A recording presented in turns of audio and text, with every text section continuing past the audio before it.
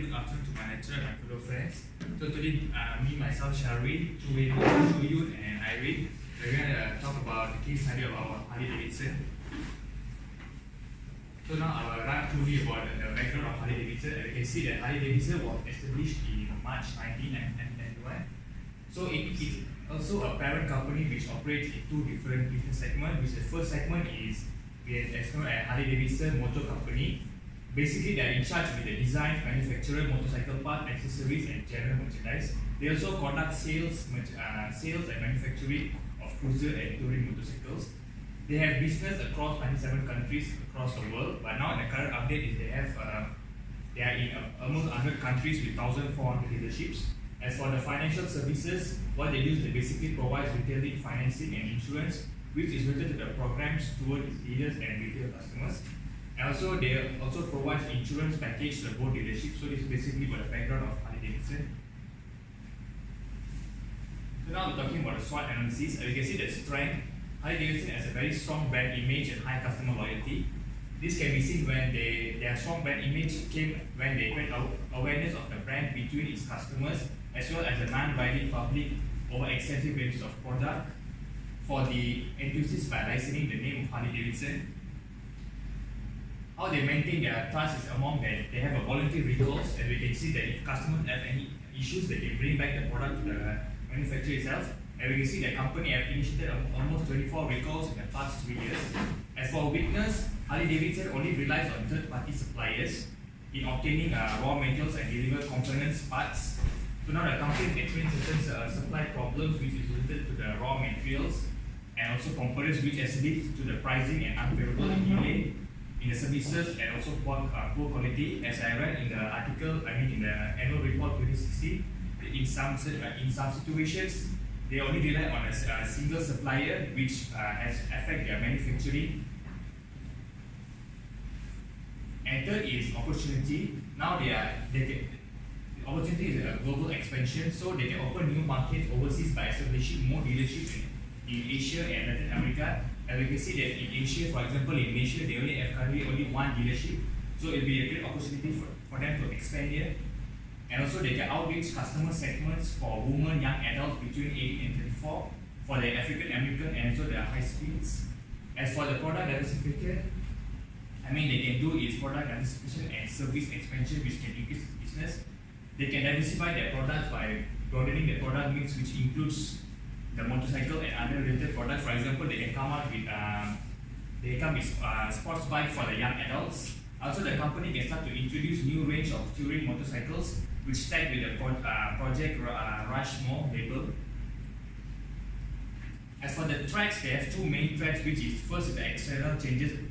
So now, since the European Union increased the taxes on a range of US imports, including Harley Davidson, after Trump took over the US, so their imports are very high tax. And second is imitation and aggressive competitions. So now we can know that some companies have a very high imitation of coming out with bikes which is familiar with Harley Davidson, such as the V3 cruiser bikes and offering in the market, which is with a lower price.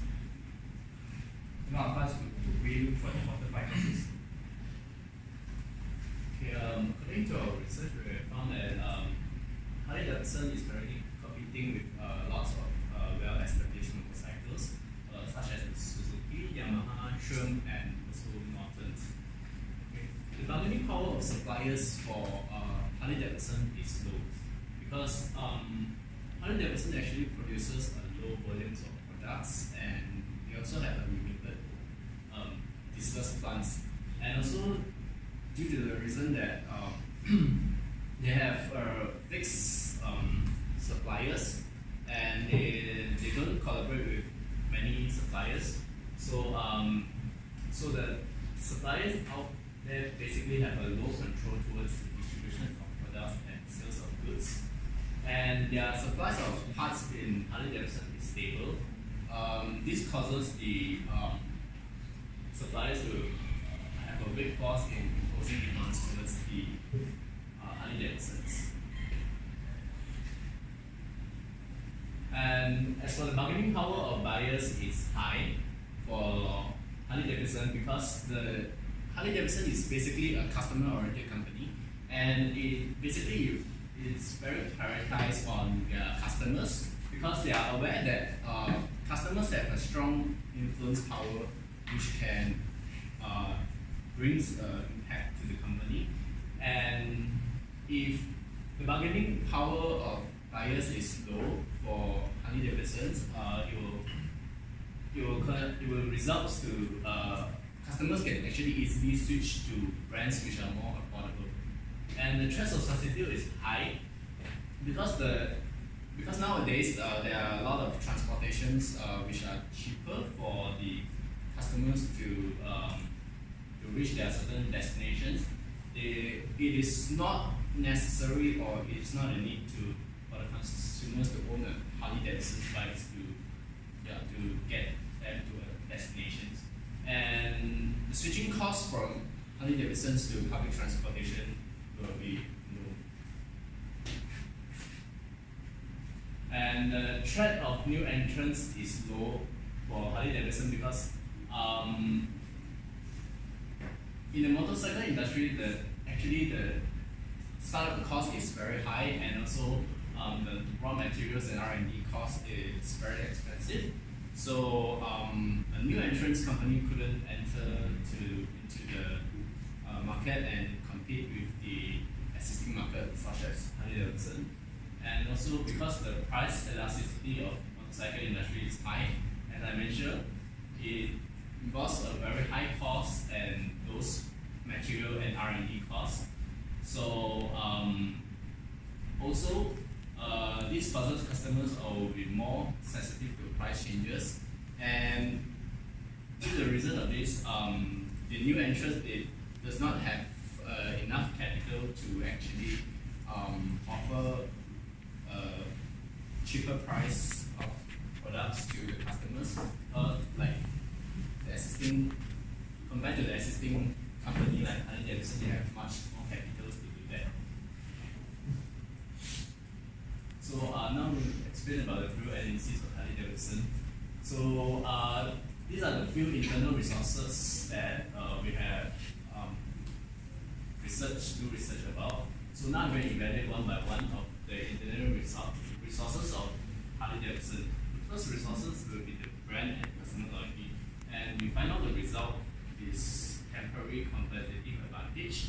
And second resource will be we are using the product differentiation strategy. So we find out the result is that there are unused competitive advantage and unique and mystic sum of the exhaust. They have a sustainable competitive advantage. So suppliers and distributors using forward and backward integration resource, they are sustainable competitive as well. And organizational structure, they are having a temporary competitive advantage in this aspect. Next, I'll pass to Irene. So now I'll talk about the fishbone of Harley-Davidson company. So the problems that we have identified through our analysis is the sales of the company is declining, and these are the symptoms of the problem. So the first symptom is the organizational structure. As the culture of Harley-Davidson is rebellious and bold, this causes them to have a command and control leadership style. But after their crisis time, they didn't change their leadership style and they keep the command and control leadership style. So this has caused them to have a hierarchical command and control organization. Next is the external changes. The changing of the new government would actually impact all industry as well as the heavy-weighted motorcycle industry. So when in US, when Trump becomes the president, he imposed the new tariff in US, which includes the motorcycles. And then next is the symptom, which is being a laggard rather than a leader in the industry. Harley-Davidson, their technology is not up to date, but in this modern era, the millennials like something which is very high-tech and sort of that. And then next is the varieties of product substitution. The presence of smaller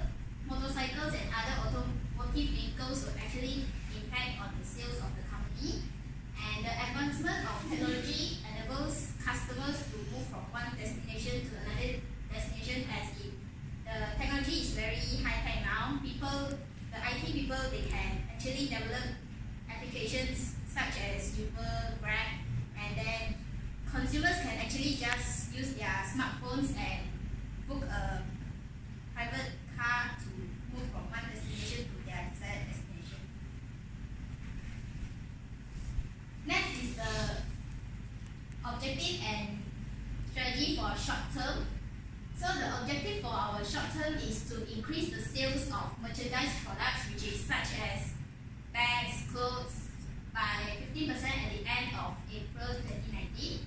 So we would recommend the company to cooperate with some fashion brands to design more merchandise products, and they can actually target the Southeast Asian market because the brand is quite not to say not very well known, but very low brand awareness in the region.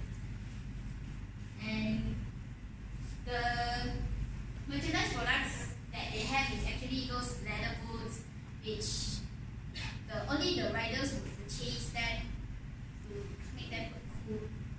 Yeah. Then next is the possible issues that Harley-Davidson will face when they implement this strategy. So customer preference is one thing that Harley-Davidson should take care of, because in every region they have different types of customer wants, and there is also lack of potential designers to design the merchandise products. As we can see, the merchandise products of Harley-Davidson is not very attractive. Next is the possible solutions. We recommend them to employ fashion consultants or even designers in different regions to understand the customer's preference and design the product depends on the customer in the region. Next is the evaluation. The sales of the merchandise products must increase by 15% at the end of April 2019, and failure to do so will lead to continuing declining of sales in Harley-Davidson products. Next, I'll pass to Shu. So for the long-term objective, we set to increase the new product development by 15% at the end of 2028. And then for the long-term strategy, Harley-Davidson are going to can consider market-based view strategy, which is this strategy evaluates company performance based on their strategy, market position, and the industry's environment. So this strategy focuses more on the targeted market instead of the company's internal resources. For example, company will find out their target market first and then to design product or services that based on the customer's demand. For example, Harley-Davidson can consider product development, which is by introducing new product into existing market, such as getting into automotive industry by adopting cost leadership strategy. So for the possible issues that Harley-Davidson might face in implementing this strategy is the ever-changing customer demands are very difficult to predict, and the industry's environment changes very quickly. So for the solution, Harley-Davidson can forecast the future trend of customers' demand and keep it updated and keep the industry analysis review and updated. So for the evaluation, new product development must be increased by 50% at the end of 2028. Failure to do so will lead to re-evaluating and redesigning the company strategy. So this is the list of references and then the evidence of our teamwork, and that's all. Thank you.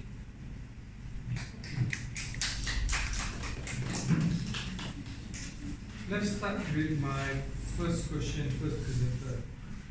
A few questions for you. We're going to start off with your weaknesses. Why do you say that the pricing are unfavorable? In your weaknesses, you said that pricing is unfavorable. So why do you say pricing is unfavorable?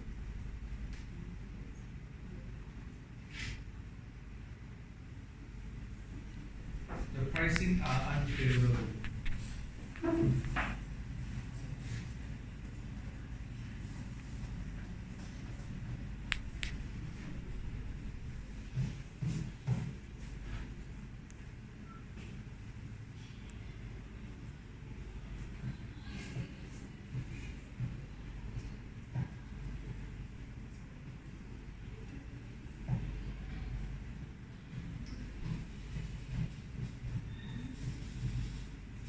because this is based on the annual report, it stated that the price are acceptable because sometimes delay because they only relies on certain suppliers for their part. So sometimes if the part couldn't reach on time, it will have like so they have to charge higher to the customers. So this is why the price are unfavorable. So why is it a weakness? I understand delay in delivery is a weakness. Poor quality, okay lah, weakness. Why pricing is a weakness? So the price is high.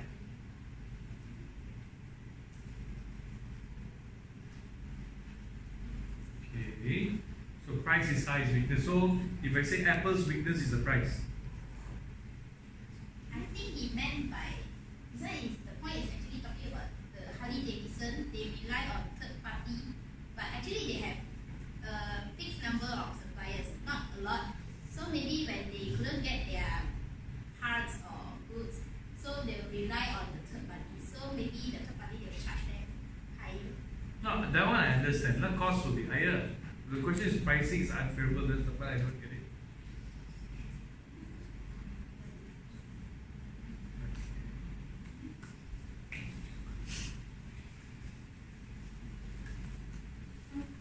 Okay, next one. My next question is in your thread. Okay. Okay, I do understand that.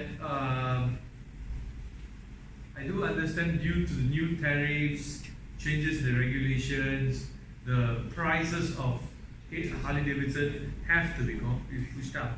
But as far as I'm concerned, Harley Davidson bikes are price inelastic. Okay, they're price inelastic. That means the PED will be inelastic. So why they should be so concerned about this additional tariff?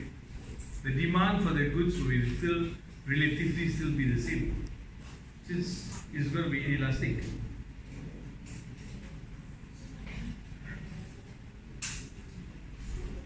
I think because of manufacturing, the factory They actually have plants in US.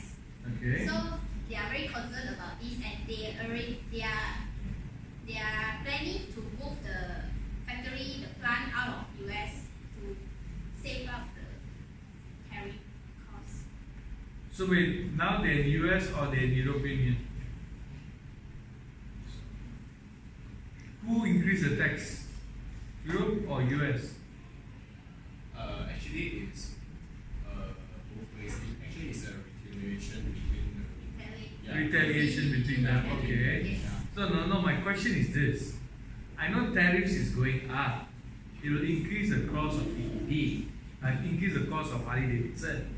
But my question is, as far as I know, Harley Davidson is a product where the price is inelastic. Okay? So when price is inelastic, why is increase in tariffs is much of a concern? Because the demand will still be about the same regardless what price they put. Similar to like Apple, no matter what price they put, the demand will be about the same.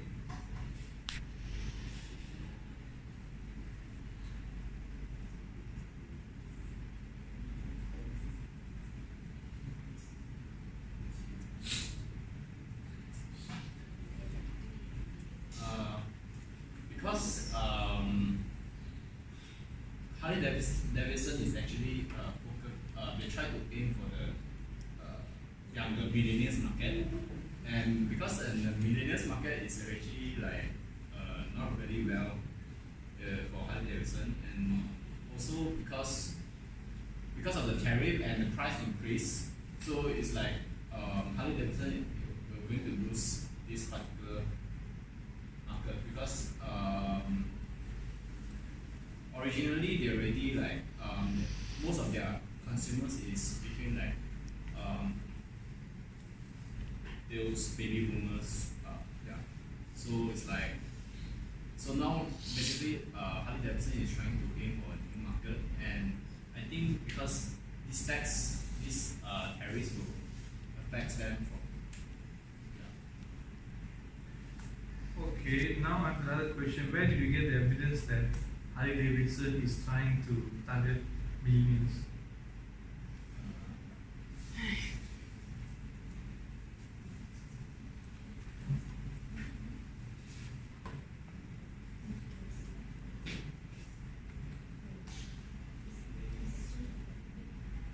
It's actually in the appendix, written that In the analysis of the Yeah. issue, They are now trying to target the millennials. Yeah.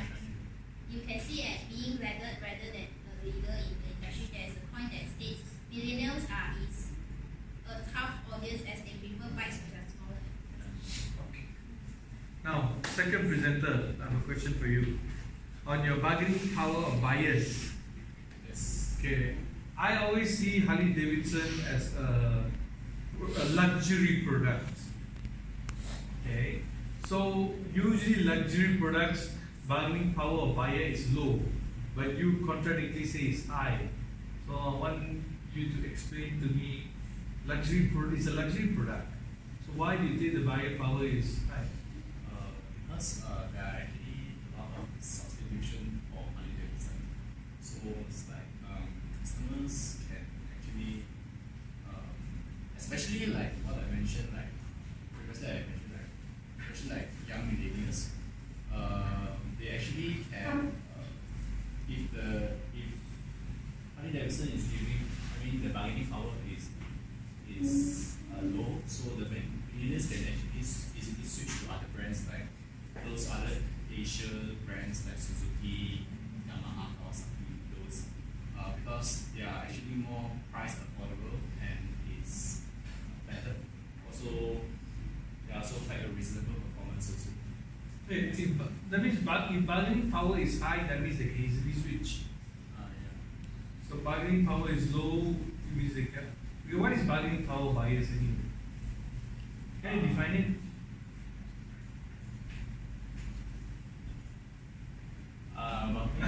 You mean what it means by? Yeah, what it means by bargaining power buyers? Basically, it's like to see whether what is the bargaining power of the consumers, to which extent that the customers is able to bargain with the company. I mean, so basically,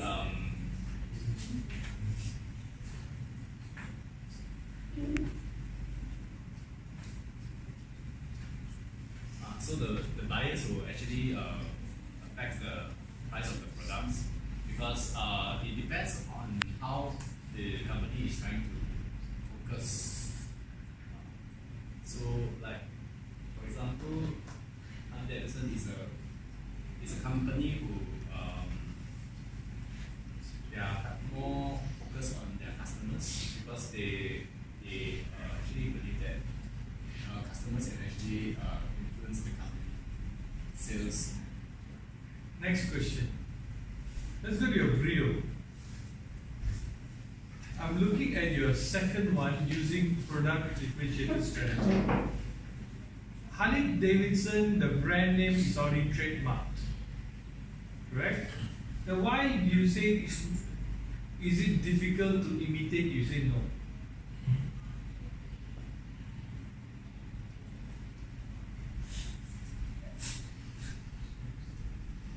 The brand name is trademark, right? Only Yeah. they can use the brand name. Yeah. So that's a product differentiation strategy, creating a uniqueness in themselves. Why you say imitation is no?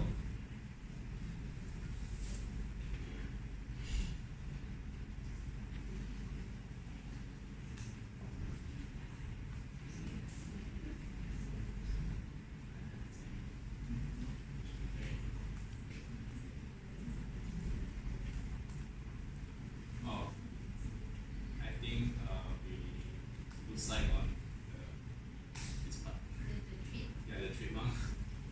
Okay, presenter 3.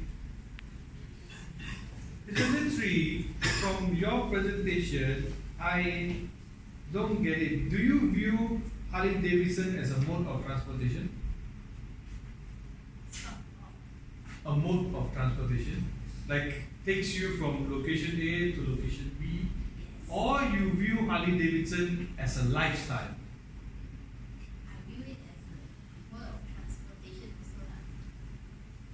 So because for many, I think for over years, Harley Davidson always see themselves, Harley Davidson users and riders, they always see them, they're part of a certain lifestyle. Okay, so that is why I'm having some issues when it comes to your strategy later. Okay, but before that, I want to ask you another question. Okay, you said sales is declining. Why is it not a symptom? Why is it a problem?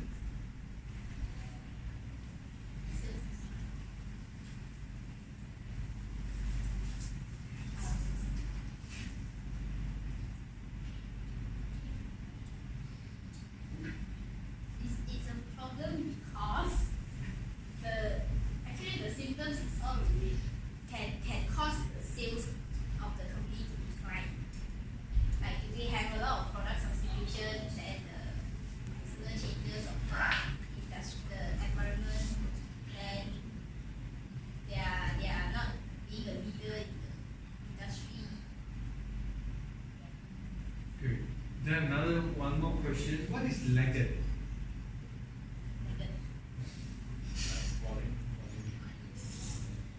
Falling behind instead of an industry leader.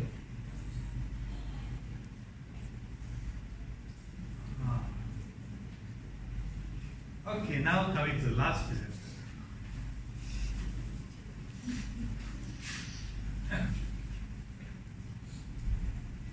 Okay, I have one question for you. In your strategy, you use market-based view, it makes sense. But when you give your example, you're asking Harley Davidson to do cost leadership strategy. Meanwhile, all this while they've been doing product differentiation. Okay, why suddenly cost leadership? Doesn't that change people's perception of Harley Davidson completely? The cost leadership strategy is for when they're getting into the automotive industry. So for their cars, they become cheap cars. For their bikes, they become very expensive bikes. Because there are many automotive which is targeted at the luxury market, like Lexus, Mercedes, Benz. Now, if I look at it, it's BMW, they also have their car range, they also have the bike range. But they keep the brand perception to be the same, luxury, sporty looking cars.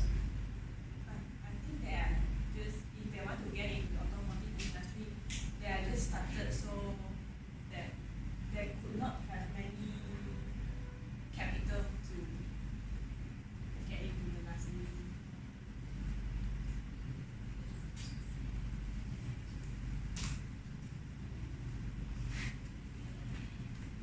Thank you.